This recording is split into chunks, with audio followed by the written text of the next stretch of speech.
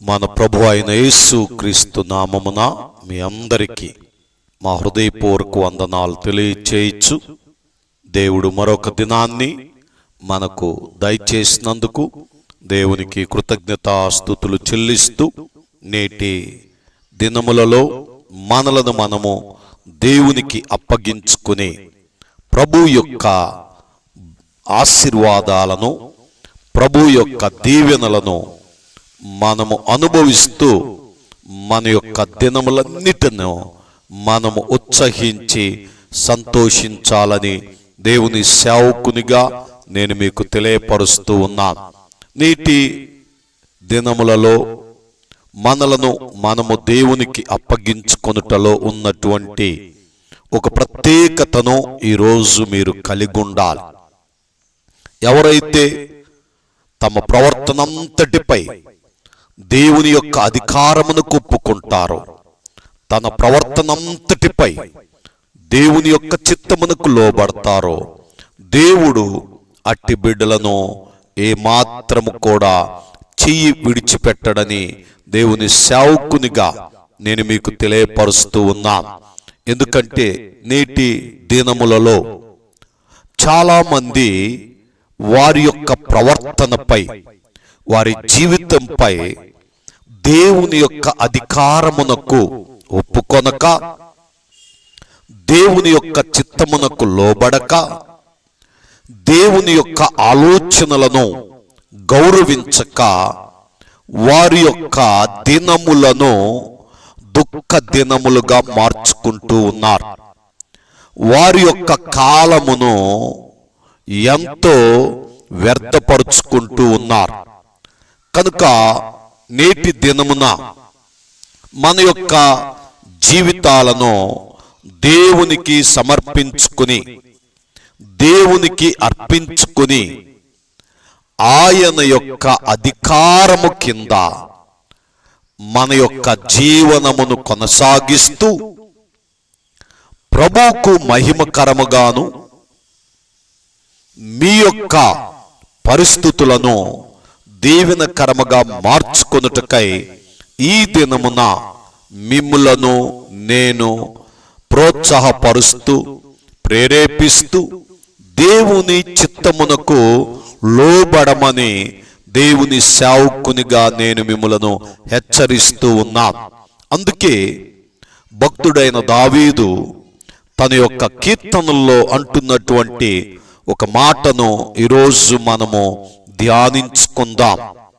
పరిశుద్ధ గ్రంథములో నుంచి 38వ కీర్తన 21వ వచనాన్ని గమనించినట్లయితే, యెహోవా నన్ను విడువకుము, నా దేవా నాకు దూరముగా నుండకము, రక్షణకర్తవైన నా ప్రభువా నా సహాయమునకు త్వరగా రమ్ము. ఈ యొక్క మాటను భక్తుడు తెలియపరుస్తున్నటువంటి విధానమును బట్టి, పరిస్థితిని బట్టి మనము అర్థము చేసుకోవాలి. యెహోవా నా దేవా నన్ను విడువకుము. చూడండి, ఒక శ్రమ వచ్చినప్పుడు, ఒక కష్టం వచ్చినప్పుడు, ఒక ఆపద వచ్చినప్పుడు మనం అనుకునేటువంటి మాట ఏమిటంటే, దేవుడు నన్ను విడిచిపెట్టాడు, దేవుడు నన్ను మరిచిపోయాడు. ఎందుకు దేవుడు నిన్ను విడిచిపెట్టాడు? ఎందుకు దేవుడు నిన్ను మరిచిపోయాడు? ఒక్కసారి మీరు ఆలోచన చేయండి.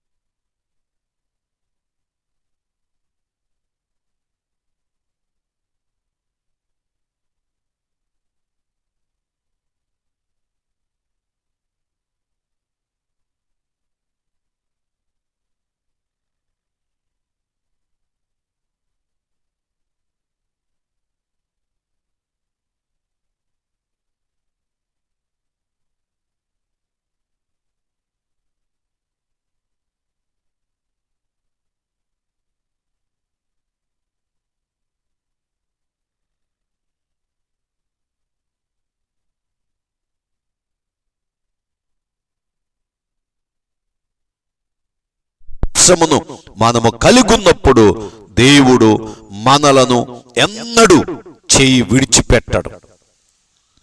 ఆయన చెయ్యి విడిచిపెట్టే దేవుడు కాడు అని నీవు గ్రహించాలి. ఆయన మర్చిపోయే దేవుడు కాదు అని నీవు నిరీక్షించాలి.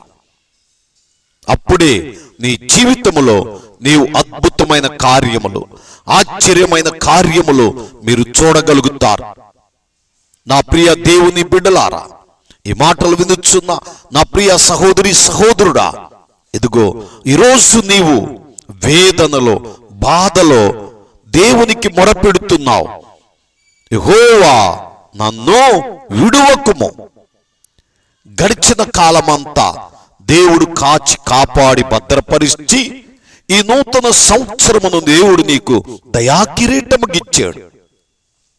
ఈ సంవత్సరమంతా ఆయన యొక్క దయను పొందుకొని నీ దినములన్నిటను నీవు ఉత్సహించి సంతోషించాలి అంటే ఇదిగో దేవుని యొక్క చిత్తమునకు లోబడి దేవుని యొక్క అధికారమును నీవు ఒప్పుకున్నప్పుడు ఆయన నిన్ను ఏలువాడై ఉన్నాడు. ఆయన ఏలు ప్రజలముగా మనమున్నప్పుడు ఏ కొరత కొదువు రాకుండా దేవుడు మనల్ని కంటి పాపలా చూచుకునేవాడు. ఆయనలో మనమున్నప్పుడు ఒక శ్రేష్టమైనటువంటి ఫలభరితమైన జీవితాన్ని, ఆత్మీయ ఫలములను ఫలిస్తూ ప్రభు కొరకు మనము ఫలిస్తాం, జీవిస్తాం. అందుకే పరిశుద్ధ గ్రంథములో నుంచి మత్తయి సువార్త 7వ అధ్యాయము 15వ వచనము నుండి కొన్ని వచనాలు చూచినట్లయితే, అబద్ధ ప్రవక్తలను గూర్చి జాగ్రత్త పడుడి. వారు గొర్రెల చర్మములు వేసుకుని మీ యొద్దకు వత్తురు, కానీ లోపల వారు క్రూరమైన తోడేళ్లు. వారి ఫలముల వలన మీరు వారిని తెలుసుకుందురు. ముండ్ల పొదలలో ద్రాక్ష పండ్లనైనను, పల్లేరు చెట్లను, అంజూరపు పండ్లనైనను కోయుదురా? అలాగుననే ప్రతి మంచి చెట్టు మంచి ఫలములు ఫలించును, పనికి మాలిన చెట్టు కాని ఫలములు ఫలించును. మంచి చెట్టు కాని ఫలములు ఫలింప నేరదు, పనికి మాలిన చెట్టు మంచి ఫలములు ఫలింప నేరదు. మంచి ఫలములు ఫలింపని ప్రతి చెట్టు నరకబడి అగ్నిలో వేయబడును. కాబట్టి మీరు వారి ఫలముల వలన వారిని తెలుసుకొందురు. వారి ఫలముల వలన వారిని తెలుసుకొందురు. దయతో గమనించండి. నా దేవా, నా దేవా, నన్ను మరువకు, విడువకు. కాని ఫలములు నాలో ఫలింపకుండునట్లు ఇదిగో మంచి ఫలములు ఫలించేటువంటి ఒక మంచి జీవితమును, మంచి దినములను నాకు దయచేయి. ఎందుకంటే దినములు చెడ్డవి గనుక సమయమును పోనీయక సద్వినియోగపరుచుకొనొచ్చు. ఒక ఆత్మీయమైనటువంటి జీవితాన్ని మీరు కలిగి ఉండాలి అంటే ఈరోజు మీ యొక్క ప్రవర్తనంతటిపై దేవుని యొక్క అధికారమునకు ఒప్పుకోవాలి. నీ దినములన్నిటను దేవుని అధికారమును కింద ఉండాలి. నీ దినములన్నీ దేవుని యొక్క చిత్తానుసారముగా నడిపింపబడినప్పుడే మీరు మంచి ఫలములు ఫలిస్తారు. దేవుడు నీ చెయ్యి విడిచిపెట్టడు, దేవుడు నిన్ను మర్చిపోడు.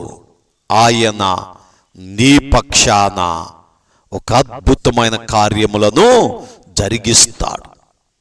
ఈరోజు ఈ మాటలు వినుచున్నా నీ జీవితములో, నీ ప్రవర్తనపై, నీ దినములపై ఎవరి అధికారం ఉంది, ఎవరి నడిపింపు ఉంది? దేవుని చిత్తానికి లోబడుతున్నావా? దేవుని చిత్తమును ప్రేమిస్తున్నావా? దేవుని యొక్క చిత్తానుసారముగా మీరు నడుచుకొనుచున్నట్లయితే దేవుడు మీ చెయ్యి విడిచిపెట్టడు. గడిచిన కాలమంతా కాపాడిన దేవుడు, పోషించిన దేవుడు ఈ ముందున్న కాలమును కూడా మనకు దీవెనకరముగా ఆశీర్వాదకరముగా ఉంచునట్లు ఇదిగో దేవుని వాక్యం చెప్పుచ్చు ఉన్నది. అంత్య దినములలో అబద్ధ ప్రవక్తలను గూర్చి జాగ్రత్త పడుడి. నేటి దినముల చాలా మంది గొర్రె చర్మములు కప్పుకున్న తోడేళ్ళు బయలుదేరిని. జాగ్రత్త. తోడేళ్ల మధ్యకు నేను మిమ్మల్ని పంపుచున్నాను అన్న మాటను బట్టి ఈరోజు భూమి మీద తోడేళ్ల సంఖ్య పెరిగిపోయింది. తోడేళ్ల యొక్క బోధలు ఎక్కువైపోయినాయి. అందుకే మనుషుల యొక్క జీవితాలలో వేదనలు, ఆవేదనలు తప్ప మరేమి కనబడటల్లా. నా ప్రియ సహోదరి సహోదరుడా, ఈ మాటలు వినుచున్న నీ జీవితంలో నీ ప్రవర్తనంతటిపై దేవుని అధికారమునకు ఒప్పుకో. ఎప్పుడైతే దేవుని అధికారమునకు నిన్ను నీవు అప్పగించుకుంటావో నీ జీవితములో ఏ తోడేలు పని చేయదు. నీ విశ్వాసమును కాపాడుకుంటూ మంచి ఫలములు ఫలించేటువంటి వ్యక్తిగా దేవుడు నిన్ను దీవించుతాడని దేవుని సేవకునిగా తెలియపరుస్తూ, దేవుడు మన పక్షానుండి మనతో కూడుండి ఆయన మనలను నడిపించువాడు. దావీదు భక్తుడు అంటున్న మాటను బట్టి, యెహోవా నన్ను విడువకు అయ్యా, నేను ఈ లోకములో పడిపోకుండా, నేను ఈ లోకములో జారిపోకుండా నా చెయ్యి పట్టుకో, నన్ను నడిపించయ్యా, నన్ను విడువద్దు. ఎందుకంటే నీ చేతులకు నన్ను నేను అప్పగించుకున్నా. నా ప్రవర్తనంతటిపై, నా జీవితానికే మీ యొక్క అధికారమును అయా నేను ఒప్పుకుంటున్నా. మీ అధికారము నన్ను ఏలునట్లు, మీ అధికారము నన్ను నడిపించునట్లు నాకు సహాయము చేయి. మీ సహాయమును నాకు దయచేయమని దేవుని సన్నిధిలో మొరపెడదాం, ప్రార్థన చేద్దాం. ఆయనకు సమీపముగా ఉండుటకు మనలను మనము సిద్ధపరచుకుని మన దినములన్నిటిన మనం ఉత్సహించి సంతోషించుదాం. ఆ దేవుడు నీ చేయి విడువకుండునట్లు నీవు ఆయన చేయిని పట్టుకుని ముందుకు సాగిపోవాలని దేవుని సేవకునిగా కోరుకుంటూ, దేవుడు తన మాటలు మన వినికిలో దీవించి ఆశీర్వదించునుగాక. ఆమేన్. దేవుడు మిమ్ములను మీ కుటుంబములను దీవించి ఆశీర్వదించునుగాక. ఆమేన్. God bless you.